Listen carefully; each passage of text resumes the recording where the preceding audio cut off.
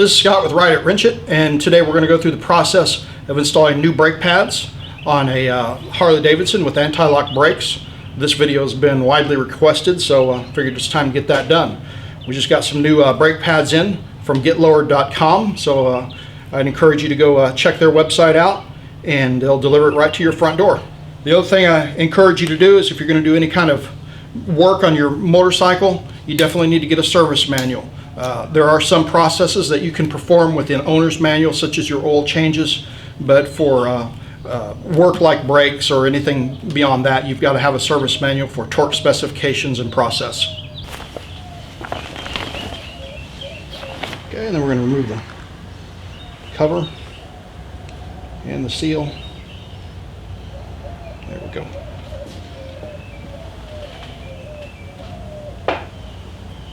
Okay, next what we're going to do is we're going to remove some of the brake fluid. What's very critical here is we don't remove too much because we don't want to introduce air into the line. So we're just going to remove enough so that when we compress those calipers and the fluid comes back up, it doesn't overflow. Okay, you're going to need a pump of some sort, and we're going to pump out some of the brake fluid, being very careful not to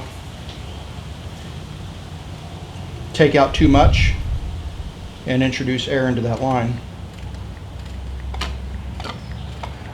There you go. Okay, and then we're just going to take a shop towel and kind of wrap it around there. It doesn't have to be pretty. Basically all we're trying to do here is give something to absorb the brake fluid, so that when we push those pistons, those caliper pistons in, if it does overflow, the shop towel will help absorb the brake fluid so that it doesn't get on your paint.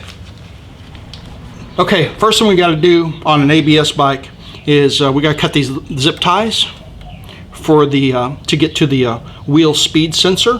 The wheel speed sensor works in conjunction with the anti-lock brake system to provide the pulsing action when you lay on the brakes real hard. So first we're going to cut these zip ties off. You're going to have some new zip ties to put this back.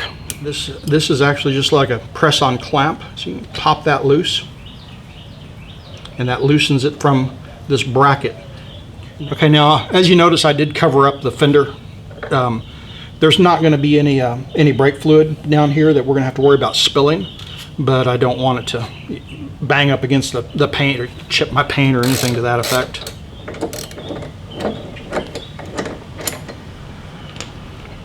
Okay, once you get the two bolts out, this gives access to your wheel speed sensor, which you don't have to do anything with. Just leave it where it's at and let it hang there.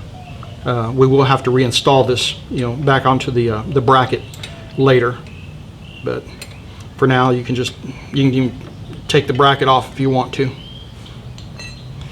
Now to get the caliper off, you're just going to pull straight down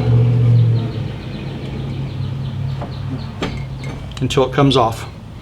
Now the Harley Davidson service manual says to work on it, you can just leave it hang by the cable. There's not much weight here, so you don't have to worry about it coming off of this compression fitting on both sides. It's not going to happen. Okay, now we're going to remove the screen from the caliper.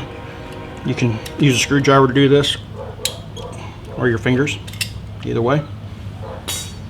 Okay, now when you get ready to compress these pistons, you're going to want to get somebody up at the master cylinder to watch the brake fluid level as it rises so that it doesn't overflow, because you may have to take some more out.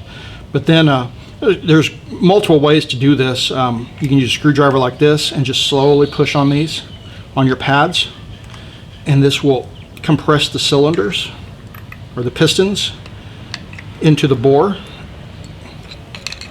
because these are going to have to be fully compressed to get your new brake pads on. Now if you do this like I'm doing, do it with your old pads in place, not your new ones, because it will scratch them, and you might as well scratch up the old ones, not the new ones. All right, there you go, they're fully compressed. Now how much fluid came up? A little bit. Just a little bit? You're good. Okay. So Margaret's up there watching. She said we're good. Okay, now we're going to remove the retaining clip for the pad pin.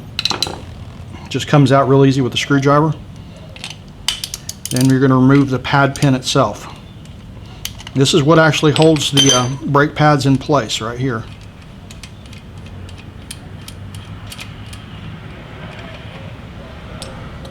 Okay, at this point we're ready to remove the brake pads. We're going to reach down here at the bottom and they'll rotate out both sides. And at this point we're ready for new pads, but we're going to go ahead and clean the calipers first. All right, I'm just going to clean the calipers to get the brake dust off from inside. Now when you're doing this, just be real careful with these pistons. You don't want those to come out. Okay, so now we're going to reinsert the new pads. This is your pad spring. Just inspect it. It'll be years before that thing ever goes bad. So then we're just going to take our pad. This hole here is for the pad pin. So if you look where your original hole was for your pad pin, you're going to line that up. Make sure your brake material is on the inside. You don't want to inadvertently put it on the outside, because that would ruin your rotor. Okay, now your brake pads are in. Now we're going to reinsert the pad pin. And you use a new pad pin every time you do this. So this is where you need to make sure that you have your service manual, because you got to torque this to manufacturer specifications. The 2015 Street Glide Special and even my 2012 Street Glide is 75 to 102 inch-pounds. So you'll have to have an inch torque wrench for that. There you go, already tight. Next, you put your pad pin retainer clip in. There's a notch down here. See if we can get that. It's right in there. So you make sure that you get that retainer clip in the notch. It'll actually go beside it, so you want to be real careful just to make sure you get it in there. So at that point, the new brake pads are in and ready to reinstall onto the bike. Okay, before we put the caliper on, we need to put the ABS, the ABS sensor wire or the wheel speed sensor back on. Now, this is kind of interesting and tricky, because this bracket that holds this clamp on, this is just a clamp that holds the wire. It can actually fit two ways. It can fit with the recessed area like a concave going in, or if you flip it, it can come out. So you gotta remember when you take it off which way it goes. So it does go towards the inside like that. So at that point we just put it on here, you rotate it,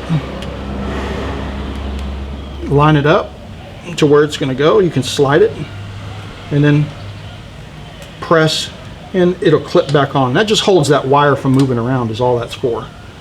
Now we can put the brake caliper on. All right, so we got the caliper hanging. We're going to take it, just like we put it on, we're going to slide it over there, slide it up until we get it into place. Take one of our bolts, move it around until we feel the hole.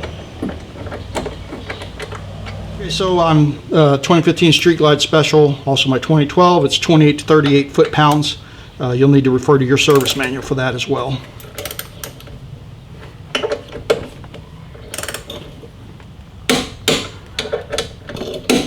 There we go, so we're tight. Now at this point, we're ready to do the other side. We still have to zip tie this back up. We'll do that later. At this point, just leave the caliper uncompressed. We're going to do the other side first, and then once we get ready to recompress the pads onto the rotor, we'll do it all at once. All right, and don't forget to put your caliper screen back on as well. There we go. Okay, now we're going to do the right side. It's basically the same process. The only difference is a little bit easier. You don't have to worry about the cable for the wheel speed sensor. So we're going to go ahead and take this caliper off.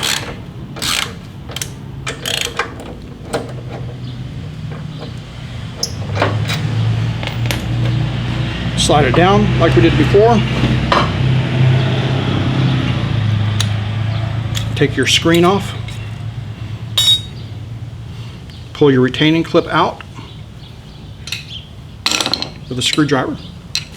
Try to do it with my nail, it wouldn't come out. Take your pad pin out.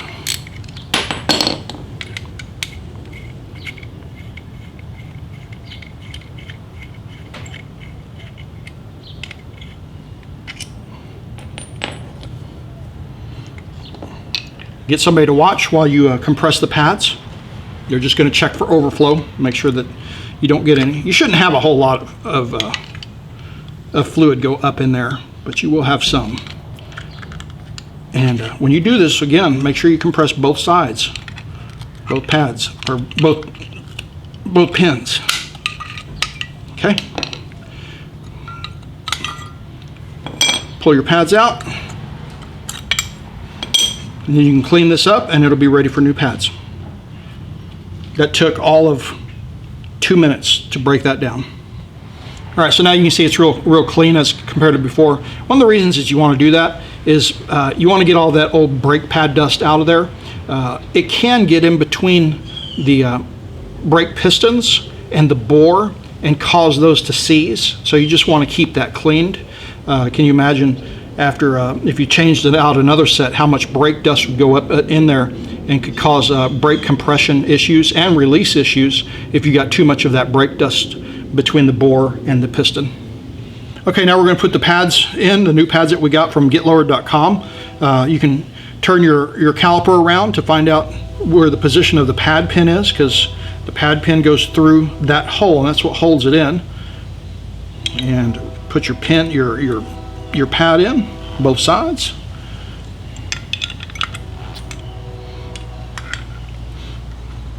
Put your new pin in, pad pin. Tighten it up. Okay, so we're going to torque like we did the other side. There we go. And we're going to put our pad pin retaining clip in. Now again, make sure when you do this you get it in that notch. And it's ready to go back on. Okay, so we're just going to put it on there, slide it up just like it came off.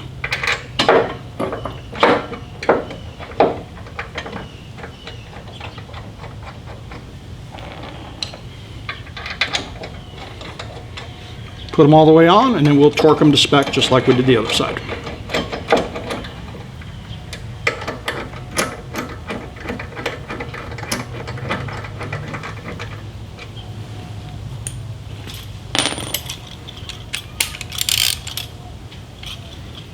Try to keep my arm out of the video here.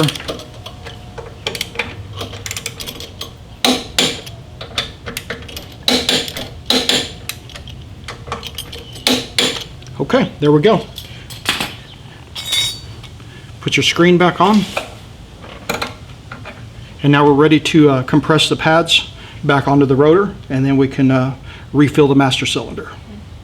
Okay, now we're going to compress the brake pads, so we're just going to pump the brake handle.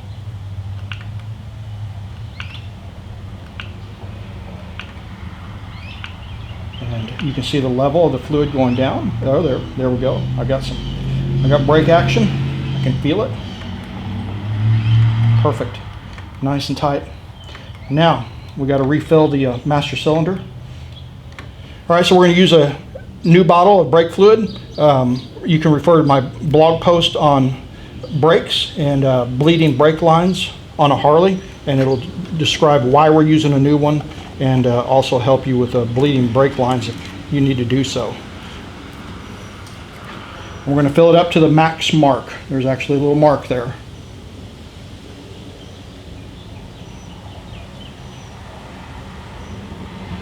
There we go.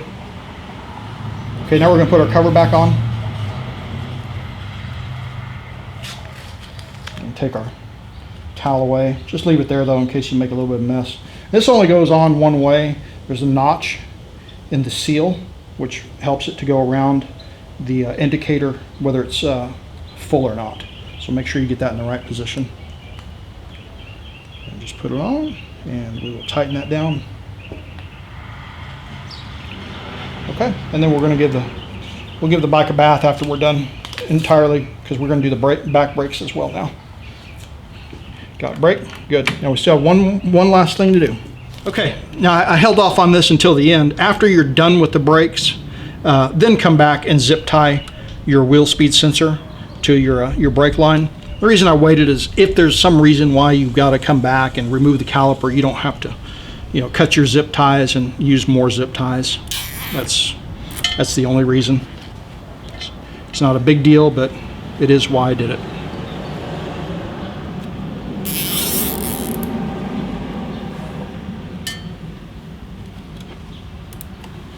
And get some flush cut snips here.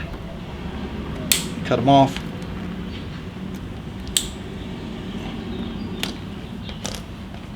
And that's it. Now you're officially done with the front brakes, and we're going to move on to the rear. All right, getting started with the rear brakes, you got to remove your right side saddlebag. Okay, then we're going to remove our side panel. It does not tell you to do this in the service manual, but it gives you a lot more clearance here to work, and you won't scratch it. Okay, now we're going to remove the master cylinder cover. It's really hard to get the camera in here, especially with the lowers on, so we're doing the best we can. One of the reasons I saved the rear for last is because the process in dealing with the master cylinder is exactly the same as the front, and I knew we'd have difficulties getting the camera in here. So if you just follow the same process that you did with the front brakes on the rear master cylinder, you'll be doing fine. And then we're going to suck out a little bit of the brake fluid. We don't need to take out much, and it's critical that we don't take out too much. Okay, on the rear one, after you've taken a little bit of brake fluid out of the master cylinder, it doesn't take much. It's a smaller master cylinder for the rear brakes in the front because it's only got one caliper that it's supplying brake fluid to. This line right here is your wheel speed sensor, and unlike the other one, it doesn't have a clip. It doesn't have a metal clip. It's got a little plastic one, so you can remove it there. And then there's one up here in the front that you can remove. That way you won't be have an issue once you pull the caliper out with the line binding. Then we're going to take your caliper bolts out.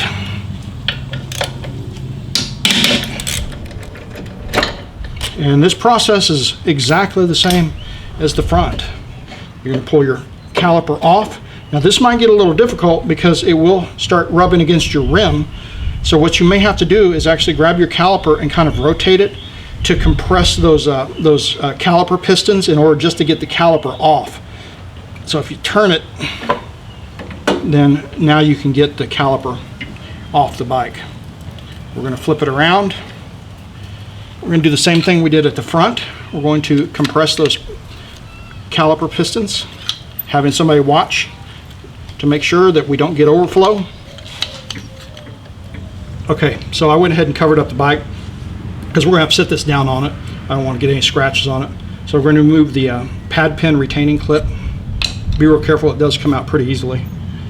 Then we're going to remove the pad pin.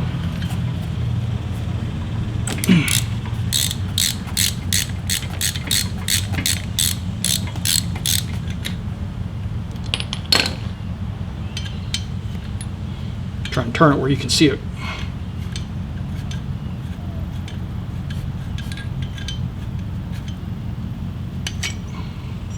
There we go. And pads actually just fell out on me, so that's good. Pretty wore.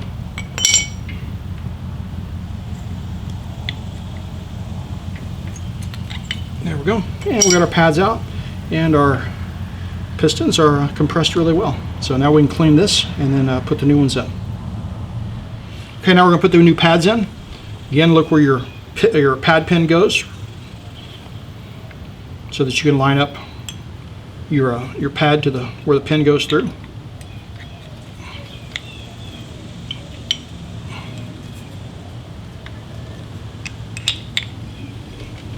Okay, and those are in, and now we're ready to put the pad pin back in.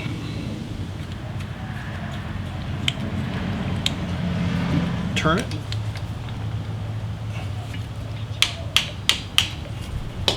And once it's torqued, we're going to put the pad pin retainer clip back on. And there you go, that's your new pads on. Okay, now we're going to put the caliper back on. Since you compressed those pistons, it'll go back on a lot easier than it came off. Okay, and then to finalize the installation of the caliper, you do need to torque it according to specifications on your manual. That's why you need these manuals. The torque spec is different on the rear as opposed to the front. My bike is 43 to 48 foot-pounds.